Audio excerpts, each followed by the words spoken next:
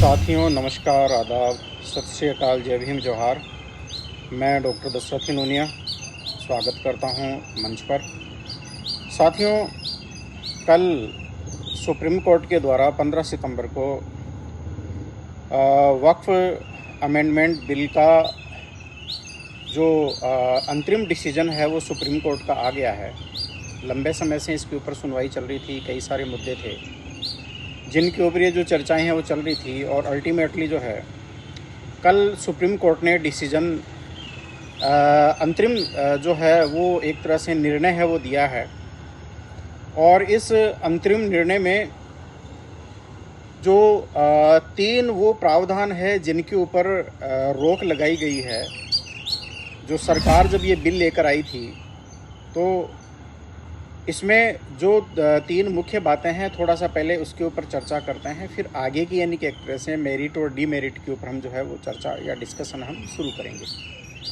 तो जो 3 जो बातें हैं या 3 यानी कि एक तरह से वो मुद्दे जिनके ऊपर सुप्रीम कोर्ट ने जो है वो एक तरह से इस बिल को उस ग्राउंड पर रिजेक्ट किया है। तो उनमें पहला तो यह है कि जो सेंट्रल और जो स्टेट वक्फ बोर्ड है उसमें जो सीईओ है वो मुस्लिम होना चाहिए। इस बात को जो है वो सुप्रीम कोर्ट ने जो है वो स्वीकार किया, यानी एज फॉर एज पॉसिबल। इसका तात्पर्य है कि जहाँ तक संभव हो, यानी आगे के लिए संभावनाएं भी रहेगी कि यदि कोई गैर मुस्लिम भी यदि इसमें बन सके तो यानी कि एक तरह से रास्ता है, किसी ना किसी एक गली है वो निकाल दी है सुप्रीम कोर्ट के द्वारा।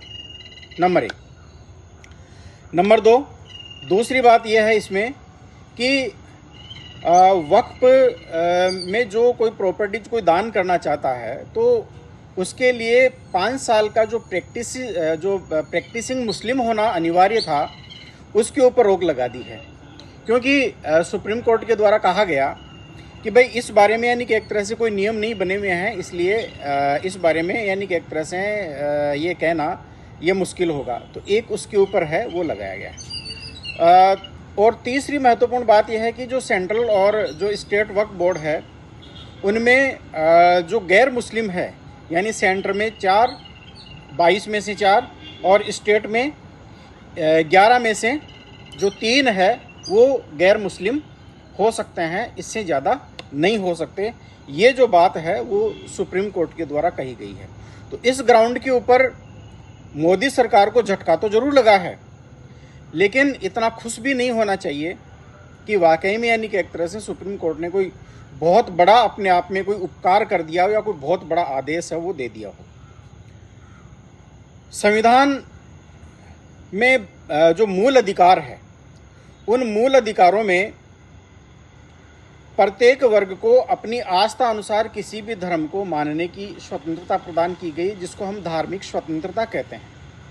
और इस धार्मिक स्वतंत्रता के अंतर्गत ही ये प्रावधान भी है कि कोई भी अल्पसंख्यक वर्ग वो अपनी खुद की यानी कि एक तरह से ऐसी संस्थाएं स्थापित कर सकता है, उनका आर्थिक प्रबंधन कर सकता है और संवैधानिक दायरे में वो उनका प्रचार प्रसार भी कर सकता है। ये हमारा भारतीय संविधान प्रत्येक भारतीय नागरिक को मौलिक अधिकार प्रदान करता है।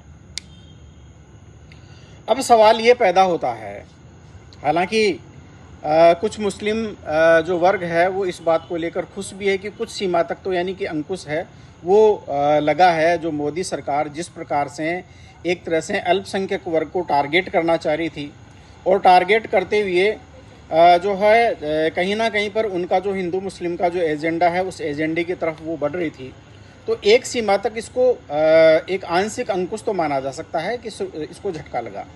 लेकिन इतना ज़्यादा खुश भी नहीं होना चाहिए, क्योंकि रास्ता तो यानी कि एक तरह से खोल दिया गया है, पहली बात।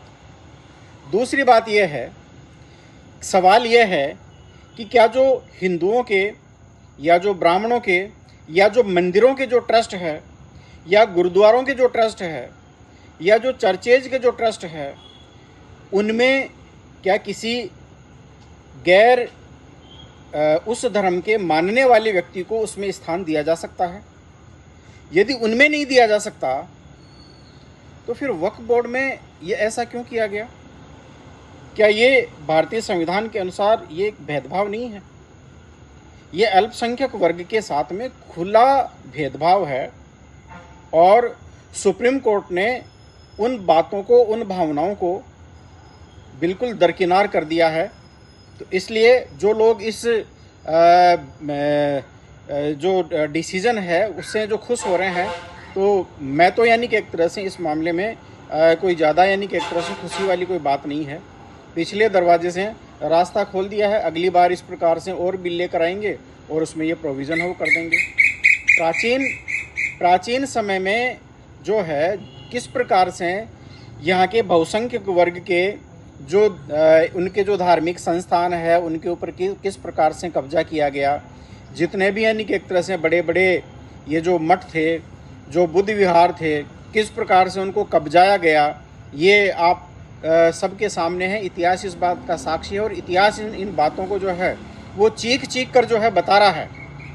इतना ही नहीं, बोध गया का मैटर देख लीजिए। बोध गया में वहाँ पर जो वहाँ का जो बुद्ध विहार का जो ट्रस्ट है, बोध गया विहार का जो ट्रस्ट है, उसमें उसकी जो मैनेजिंग कमेटी है उसमें ब्राह्मणों को शामिल किया हुआ है। तो ऐसी स्थिति में क्या जो इस प्रकार के जैसे राम मंदिर अभी बना है, इस ट्रस्ट में क्या मुस्लिमों को शामिल करेंगे, दूसरे अन्य धर्मावलंबियों को शामिल करेंगे उनके प्रबंधन में, उनके देखरेख में लिए, उनके मैनेजिंग के लिए?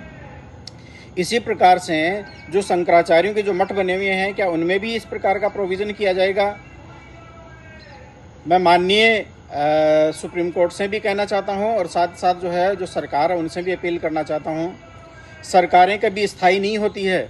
आप जिस प्रकार से मनमानी करके और इस देश में अराजकता का माहौल पैदा करना चाहते हैं, जिस प्रकार से आप जो है हिंदू मुसलमान करके और जो एक तरह से दो संप्रदायों को आपस में लड़ाना चाहते हैं और अपनी राजनीतिक गोटियां सेकना चाहते हैं, ये मान के चलिए कि ये व्यवस्थाएं कभी भी स्थायी नहीं रहती है।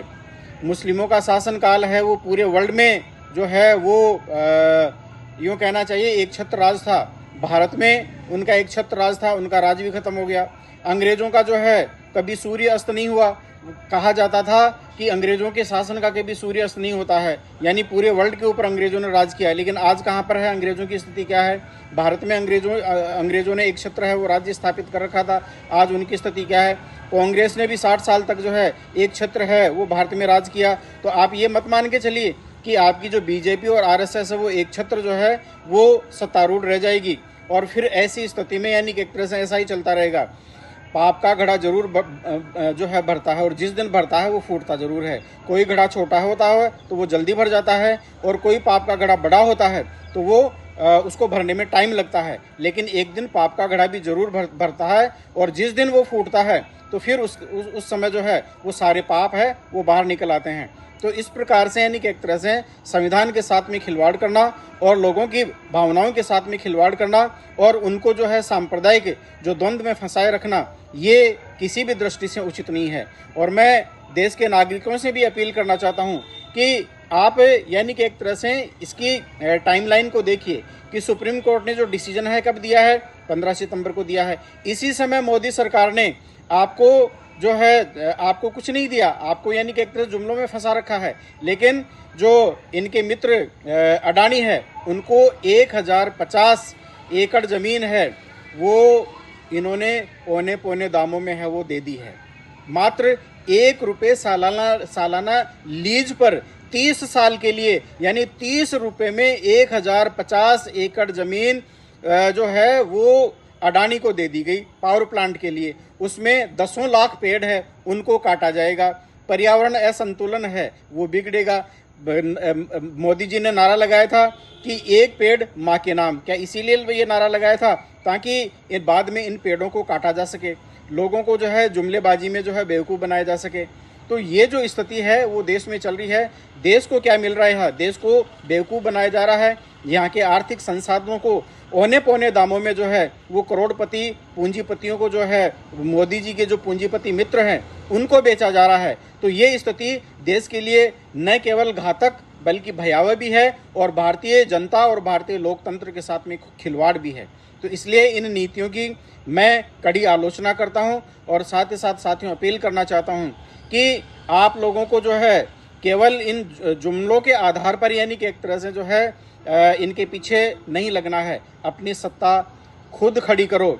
यदि आपको लगता है कि हमारे यानी कि एक तरह से जो संगठन, जो राजनीतिक दल सही प्रकार से प्रतिनिधित्व नहीं कर रहे हैं, तो भाई जो सही है उनके साथ लगो ना, साथ लगना पड़ेगा। अन्यथा धीरे धीरे इसी प्रकार से ये शासन और सत्ता और जितने भी उत्पादन के साधन है वो एक एक कर आप लोगों के हाथ से निकलते चले जाएंगे और आप यूं ही देखते रह जाओगे और ताली थाली पीटने में आपका समय निकल जाएगा।